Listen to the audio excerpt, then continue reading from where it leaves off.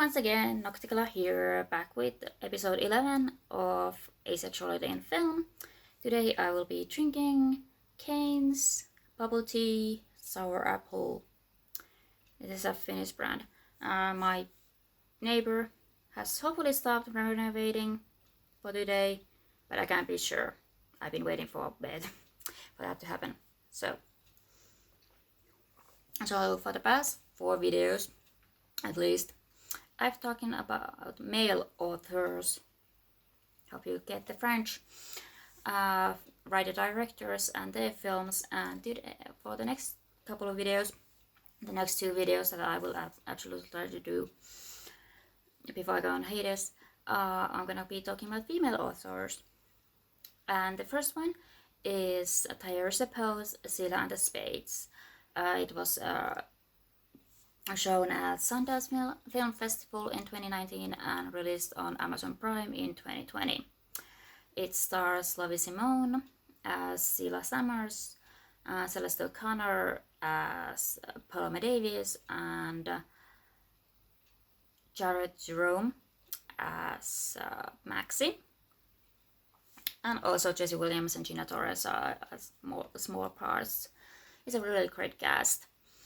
So it's set in Haldwell School, which is kind of this private boarding school, high school, and the movie could be explained as like a mob film set in high school with a diverse student body. Most of the cast is black, with one prominent white girl, antagonistic type person. But it's more complicated than that, especially because Selah is kind of like a villain protagonist type. So the plot of the movie is Selah is about to be graduating, as well as Maxie. Maxie is her best friend and her right-hand man. And they are graduating in Haldwell at the end of the spring semester. The school has these factions that arrange things for like extracurricular activities, like after-hours parties and cheating and drugs and all stuff like that. And Selah is with the Spades, which is in charge of the drugs and alcohol. But she has no one to leave her drug kingdom to. There was someone who was her heir apparent called Tila, but something happened sophomore year and now she's gone. And we find out little details about what happened to her over the course of the film. But enter Paloma Davis, a new girl, a day student, so she doesn't live at the school, at the campus. And Selah becomes immediately like interested in her, like when Paloma is taking photos for the school paper. And Selah likes what she's doing, and she can see a potential in her, like, okay, this is someone I can train, and she can become my successor. Emphasis on successor, like she wants to be gone by the time Paloma reaches her full potential. Like she doesn't want Paloma to overshadow her while she's still at Haldwell. And at the same time, Selah has a very demanding perfectionist mother who asks when she got over 90 points at a math test. She asks where the rest of the points went. While Selah has to explain she had another test, she had Spirit Squad, that's not enough, that's not good enough. So you can see that she's has all these pressures as especially as a black girl, but like in general as a teenager. And the reason I'm talking about this film, of course, Selah is a race, she doesn't use the labels, and Tyrese Poe made the point that the Gen Z doesn't necessarily use labels as much, so she didn't think the characters would either, but Selah makes it very clear that she's not interested in sex, dating, or romance. And I think that's in many ways that's nice, like that's very clear. Like sometimes when you get ROA's representation, people are, okay, but what this does mean? Can I still ship them? Does this character still have sex? Like, it always depends on the character. Like some reading comprehension, please. But yeah, I like that it's a that Selah's boundaries are made very clear rather early. I don't remember at what, but maybe at 20 minutes, which is seems to be a standard time for that to happen. For the character to be established as ace. So yeah, she's talking to Paloma, and Paloma asks if she and Maxi were ever dated, and she's like, no, he's not my type. And then she clarifies that she doesn't even have a type, and she doesn't do sex, dating, making out. She's not interested in that. And when she asks if Paloma's done anything, she's like, yes, but not really sex. I guess I'm just waiting for the right moment, the right person. And Selah is very much, yeah, that's not me. Like, I'm not waiting for someone. I just don't think I am interested in any of it at all myself. And you can see that all throughout. I think Lavi Simone does a really good job of keeping everything like platonic, where there's some moments that could be where you could insert romantic or sexual tension. She keeps it away. And then there are a couple of other moments within the movie, like she's like, Paloma gives her headphones and she's listening to music. I need to check the title. It's Terrence ETS is the performer, and the song is Infinance or Infinity. It's a very good song. But like Selah's very much vibing to it. It's a very good melody and nice words. But then there's lyrics go, I love your dreams as long as they include me. And Selah's like, fuck that. Why do you have to ruin a good song with this kind of bullshit? And that's this kind of little moments, and there's an aspect of her performance that really embodies the ROH-ness, and I really appreciated this. She does a very good job, and I'm really happy that before I go and hate this, I get to talk about this, because like I said, the movies with ROH characters, they don't have that much representation.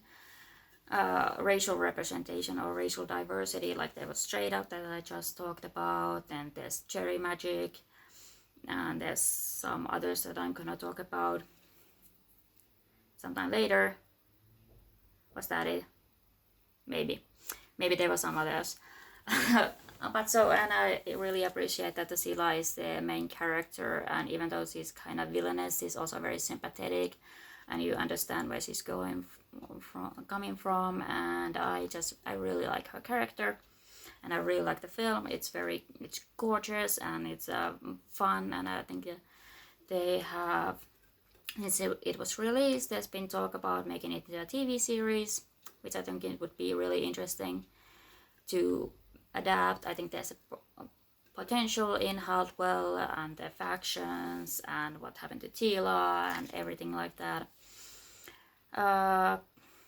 So yeah, I'm very happy with the movie. I'm not happy with the reception to the movie, because I remember when I watched this back in 2020 that there was, and first time I also read reviews, and I remember that they were aphobic in some ways. I'm not gonna look at them again, because I'm not gonna do that to myself. But yeah, there was some acephobia, arophobia, probably, if people remember that aromanticism exists. But someone kind of complaining that, like, why is she asexual, or why isn't this something that she grows out of, or whatever. Like, in many ways, like, someone goes like, I don't want romance, I don't want sex. It's supposed to be like the starting point for character development. Not here. The other reason I don't like the fandom is so annoying. Like the fandom when there's a TV series. Hope the TV series will be more queer. Like Paloma is also queer. She's like doesn't really use specific pronouns when talking about who she's attracted to, and she may or may not be in love with Selah. Like she's queer. Selah is absolutely queer just because she doesn't use the labels. And it's very frustrating that people make queerness only about whether or not only about relationships, or whether or not these two girls are kissing, two guys are kissing, or whatever, when it's a lot more complicated and more interesting than that. Something, if you haven't seen the film but you have seen the trailer for some reason, or you have seen gift sets, you've probably seen gift sets about the Spirit Squad speech, where Selah is looking straight at the camera, technically at Paloma, who's taking pictures, and there are all these other Spirit Squad